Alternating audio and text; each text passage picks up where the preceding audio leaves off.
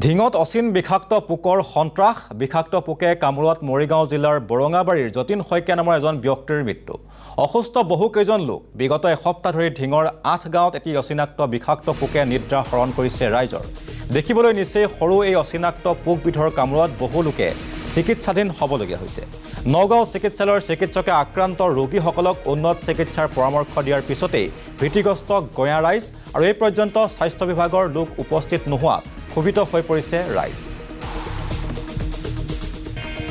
আৰু ঢিঙত অচিন বিষাক্ত পোকৰ সন্ত্ৰাস বিষাক্ত পোকে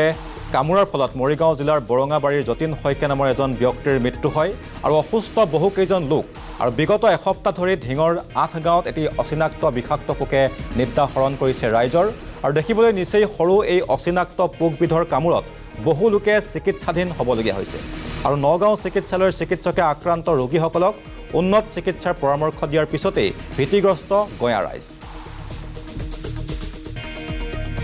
শুই থাকোঁতে এটা অকণমানি চিকুৰাৰ নিচিনা পোকে কামুৰি আছে মই গম নাপাওঁ বহুত সময় মূৰত মানে এনেকৈ চিকুটি চাওঁতে দেখিছোঁ অকণমান চিকুৰাৰ নিচিনা পোকটো আপোনাৰ জেগাটো ক'লা কৰি ৰাখিছে আৰু জেগাটো আজি মোৰ প্ৰায় এসপ্তাহ হ'ল কিন্তু বিষ কমাই নাই এতিয়াও বিষ আছেই মোৰ ভনী জোৱাইও সেই স্কাইপ্ৰেছ পোকটোৱে কামুৰিয়ে যতীন শইকীয়া তেওঁৰ ঘৰ মৰিগাঁও বৰঙাবাৰী তেওঁ অলৰেডি ঢুকাইছে সেই ক'ত ঢুকাইছিল আপোনাৰ